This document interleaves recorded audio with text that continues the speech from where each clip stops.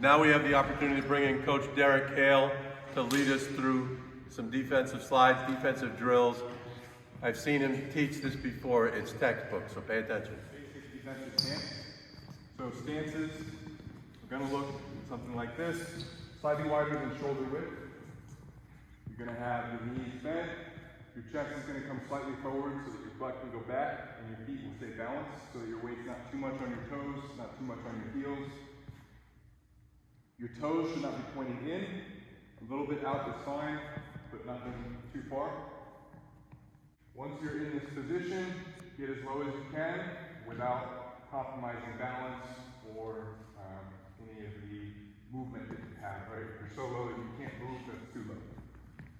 Knees should be behind your toes, none of this, and generally over your ankles. And so from this direction, you don't want your knees too far in, you don't want your knees crazy out. Basic defensive stance. Now, let's talk about some slides. When you go to slide defensively, first step is always to make your defensive stance bigger. All right, so if my defender or my offensive player that I'm defending is going in this direction, my first step is going to be with my outside foot to make myself bigger before I make myself smaller. The bigger you are defensively, the further the offensive player has to go to get around you. So, other thing is, you want to imagine there's kind of a bar between your feet that's about shoulder width. You never really want your feet to be closer than this defensively. The only exception is when you turn to run in that motion. But otherwise, when I slide, step outside and bring it back to about shoulder width. Often I see people do this, or worse, step inside foot first. Now your feet are too close together, you're off balance, and that's when people trip up and end up falling defensively. Okay, so let's get one slide this way. Ready? Slide. Okay, so a couple hops. I saw like some of this. You don't want to hop, and you don't want to change height when you slide. Right? Any up and down movement is wasted movement, because sliding defensively, the goal is to get lateral, to cut off the player as quickly as you can. Try again. Slide this way. Ready? Go. Right? Go. Right, go. Slide. Slide. Slide. Slide. Slide when we can to stay with the offensive player. If I can slide my feet and keep him in front of me with my chest to him, that's the best case scenario. Sometimes we're going to get beat. When you get beat, you want to recover, get back to sliding as quickly as you can. Cut off the offensive player, make them change directions. So say I get beat in this direction. My first step is going to be to slide to make myself bigger. My next step is going to be to close my hips and turn into a running position to go with the offensive player. So he's going this way, that next step looks like this. Now I've closed my hips, I'm running in a direction where I think the offensive player is going to end up so that I can cut him off. All right, so if I think, for example, the offensive player can be cut off at this point right here, I'm going to turn and sprint towards that direction in order to cut him off here at this point. All right, so I close my hips, I run until I get to here, and then I'm going to plant my outside foot to cut them off and force them to change directions. So a simple 3-step drop that I'd like for us to try right now is you're in the stance, your defenders or your offensive player is going to beat you to this direction. When you do that, open up, close your hips, one split step, and then cut them off. So if you watch, I'm going to try and do it as best I can here. When I open up and slide, I stay at about the same height the whole time. I'm not going to stand way up. I'm not going to get too much lower. Stay in height, cut them off, and now I'm back in my sliding position. All right, ready? Go.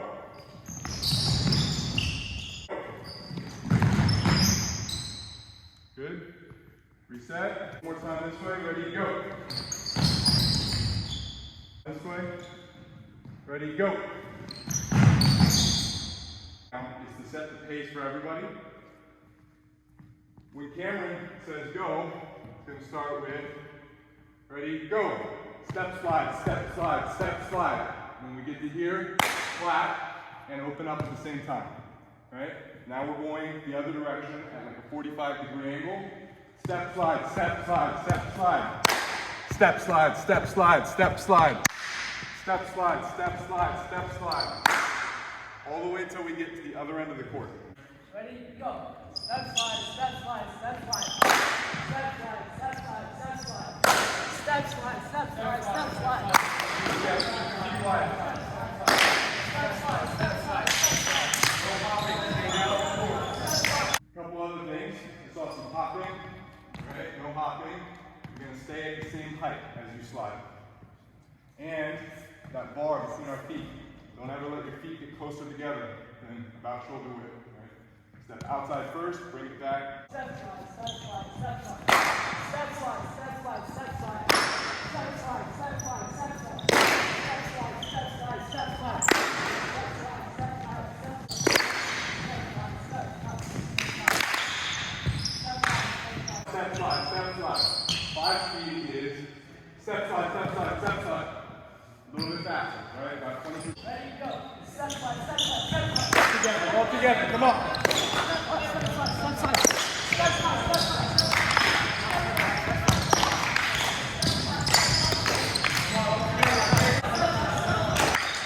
slide, step slide. If you give great effort on defense, that's 95% of what it takes to be a great defender, right? And defense is something that comes every night. I mean, shots not always going to be there. Even the best shooters in the NBA have off nights where they're not hitting the way they should. Defensive players are great every night, as long as they come with the right attitude, the right focus, the right desire to play defense. You watch Rodman, he never really had a bad defensive game. He was there defensively every night. And that's something that any of you can do on any team you try out for to improve your chances of making that team. Right? At Oak Park, we always look for great defenders, because a great defender will help any other roster. Right? Like, if I don't have a guy who can play defense, I can't put him on the court. But I can put a great defender on the court who has limited offensive ability, as long as I've got some other offensive players around me. And so defense is one of the most important skills in basketball. Man-to-man defense, where we have a player without the basketball that's going to try to get into the basket. Can Streetcar get into the basket faster without the basketball or with the basketball? Without. So if Jacob can do a good job making it difficult for Streetcar to get to the basket, when he doesn't even have the basketball, then Streetcar is going to be just a little bit slower when he does have the basketball. So we want to work on this. Now, can Jacob actually stop Streetcar? No, you can't stop him. But if he makes it difficult for him to get to me and touch the basketball, then he's done his job, because when he has the basketball, it'll be that much more difficult. Now, how close should Jacob be to Streetcar? 1 arm's length. 1 arm's length.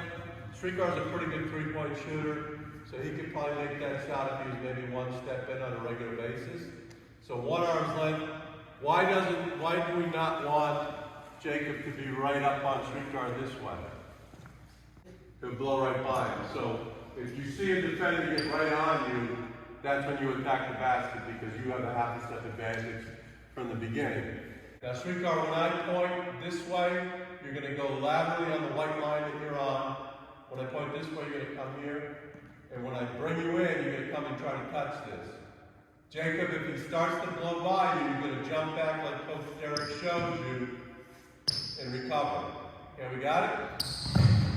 Fast feet, fast feet.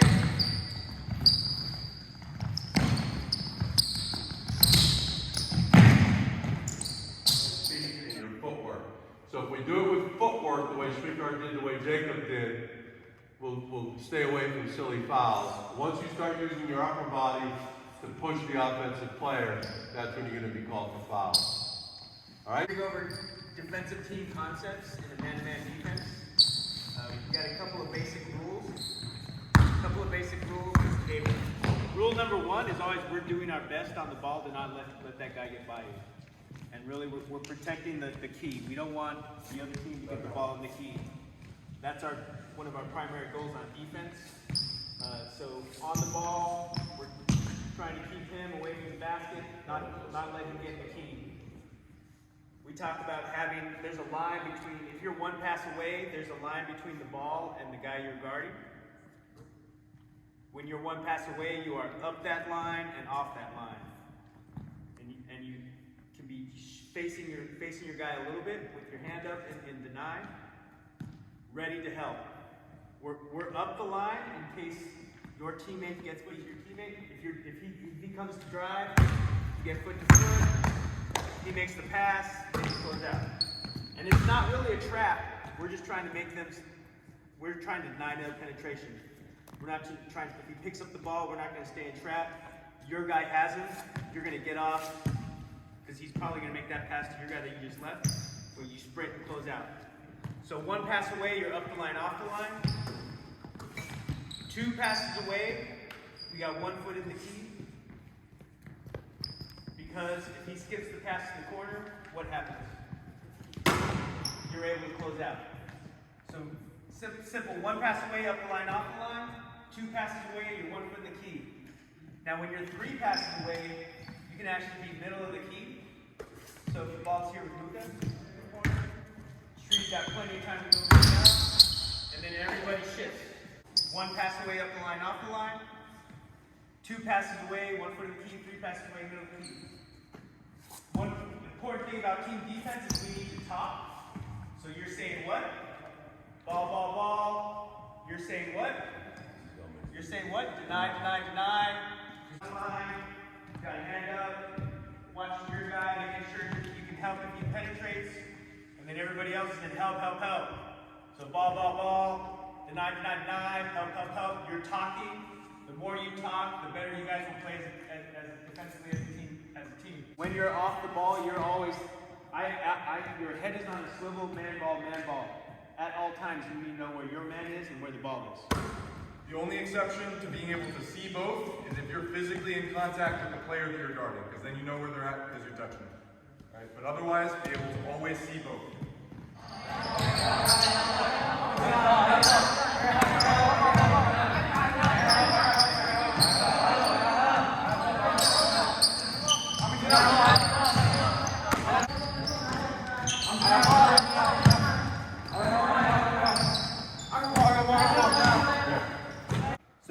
So we got to talk about getting off your guy. You got to get off into that up the line, off the line position. When that pass is made, when the guy you're defending makes that pass, you got to get off. So we talk about get off into that help position.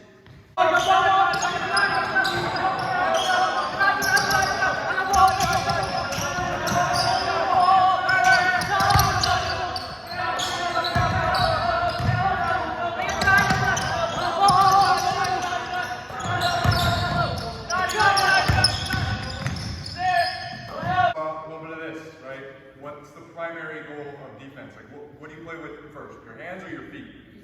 Always your feet. You got to move your feet to get in position and take the contact with your body, right? Absorb the contact from the offensive player. As soon as you do this, it's going to be a foul, right? They're going to call hand check. One other thing, who on defense should be in the stance?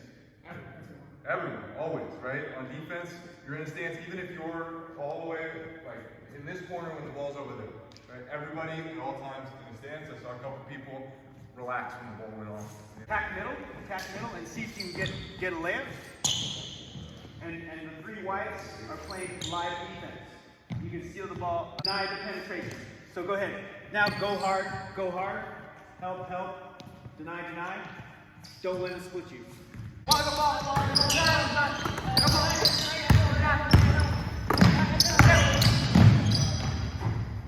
good closeout look like? Let's see it. Come back here and show me the closeout. Good. The only thing I would change, other than your good closeout here, is your left foot would be up a little more, right? So there you go. And maybe a hair this way. If you know that he's really a dominant right-handed player, take away his right-hand side. Very good job of chopping his feet, staying low and balanced as he went for the closeout, right? And getting progressively wider as he's chopping his feet up to the closeout. He got his hands up, which is good. Just close out to the dominant hand side always, and have your foot up above their dominant foot, right? So that it takes away that first step with his right and makes it more difficult for him. Now he's gonna have to go out and around in order to get to his dominant hand.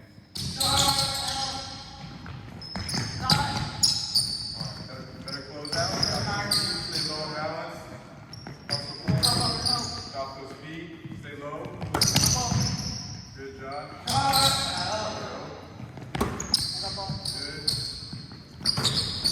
Better. Like, good.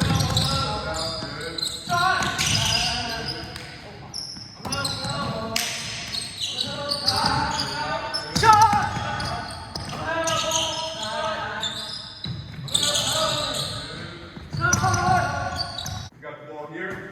Once I close out, now I'm shadowing the ball, right? Wherever he moves that ball, I'm trying to prevent an easy pass, trying to prevent him from getting the ball on the floor. If he does and exposes it, then I take it away once I'm in good defensive position, right? So if he comes first, once I'm there, then I'm looking for exposure of the ball to go swipe. So just to summarize a little bit of what we did here today, we worked on some of the basic individual fundamentals of defense, including a defensive stance, how to slide, how to recover defensively. We transitioned that into the team aspect of defense. We did some shell drill that showed the movement as a team, how you would help to kind of imitate what looks like a zone if you're looking at it and don't have all the shell principles. But it is truly a man-to-man defense, which gives the benefits of man-to-man that translate to all levels of basketball, including at the high school level. Definitely prefer to have guys at the high school level that are familiar with man-to-man defense, that know those principles and are comfortable playing man-to-man, because that's most of what we do. Zone does prevent a lot of that fundamental building at this level that is critical to being a good defensive player at all levels. So, thank you guys for having me here today. You did a great job. Appreciated working with you guys.